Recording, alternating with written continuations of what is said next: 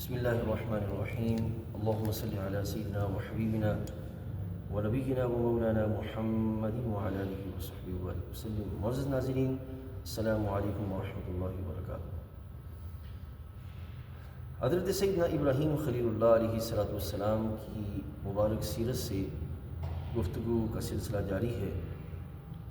قرآن مجید فرقان حمید میں رب ذوالجلال جل وعلا نے جملہ انسانوں کے اعتبار سے، پھر خصوصاً اہل ایمان کے اعتبار سے، اور پھر انبیاء کرام علیہ السلام کے اعتبار سے ایک خاص پہلو بیان کیا ہے جس کو آج ہم آپ کے سامنے رکھنا چاہیں گے۔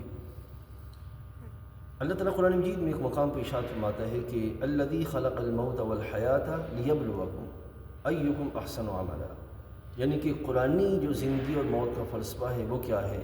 آزمائش۔ انسان کو اس کائنات میں آزمائش کے لیے رکھا گیا ہے، اور وہ آزمائش کیا ہے کہ کون جو ہے وہ احسن عملا، اچھے عمل کرتا ہے۔ یہ ہے جملہ انسانوں کے اعتبار سے، جو مسلم نان مسلم ہر ایک کے اعتبار سے جس کو اس کائنات میں رکھا گیا اس کے لحاظ سے یہ فلسفہ ہے۔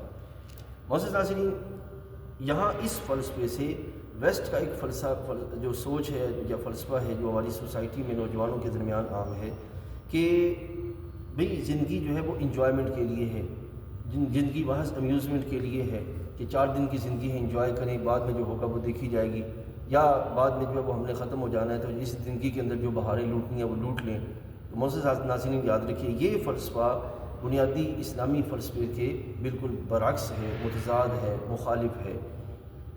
تو اسلامی فلسفہ کیا ہے کہ جو مغربی فلسفہ ہے اس میں یہ ہے کہ انسان جو ہے وہ کوئی ذمہ داری نہیں ہے، اس پر کوئی بوجھ نہیں ہے، اس پر جو ہے وہ کسی طرح کا کوئی سسٹم نہیں ہے، وہ جیسے چاہے طبیعت کے مطابق جو وہ آگے بڑھتا چلا جائے۔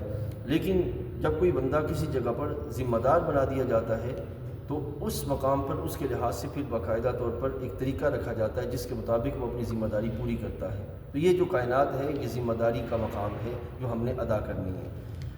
اہل ایمان کے لیے اللہ تعالیٰ کے مقام پہ ارشاد فرماتا ہے وَلَنَبْلُوَنَّكُمْ بِشَيْءٍ مِّنَ الْخَوْفِ، کہ ہم ضرور بضرور تمہیں آزمائیں گے۔ اب مطلقاً سارے انسانوں کے لیے بھی فرمایا، اہل ایمان کے لیے بھی فرمایا کہ ہم ضرور بضرور آزمائیں گے۔ اس اعتبار سے بندہ مومن کو یہ سوچ لینا چاہیے کہ ایمان لے آنے کے بعد ہرگز ایسی سوچ نہیں ہے کہ اب ہم اللہ کے دین میں آ گئے ہیں، اب ہم ہر طرح کی ٹینشن سے فری ہو گئے۔ نہیں، یہاں ایمان لے آنے کے بعد تاکیدی معاملہ بیان کیا کہ ضرور بضرور آزمائشیں آئیں گی، اور وہ آزمائشیں مختلف طریقوں سے ہو سکتی ہیں۔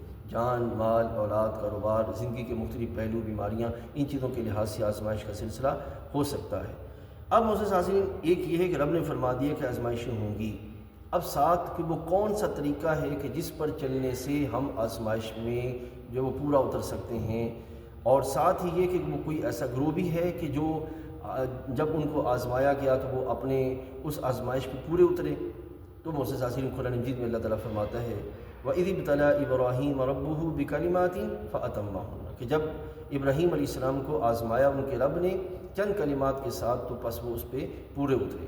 تو اب خود سوچیں ایک لمحے کے لیے کہ جو رسکی پوائنٹ پر ہیں ان کے لیے وہ لوگ جو ہے وہ ماڈل ہیں، رول ماڈل ہیں جو کہ کامیاب ہیں اس عمل کے اندر، اور وہ کون ہیں؟ حضرات انبیاء علیہ السلام۔ تو یہ بات یاد رکھیے، بس اس وقت جو ہمیں نظریہ دے رہا ہے اس نظریے میں انسان کے لیے تباہی ہے، خسارہ ہے، ٹھیک ہے نا، کہ مطلقاً وہ آزادی کی طرف جو وہ جانا چاہتے ہیں۔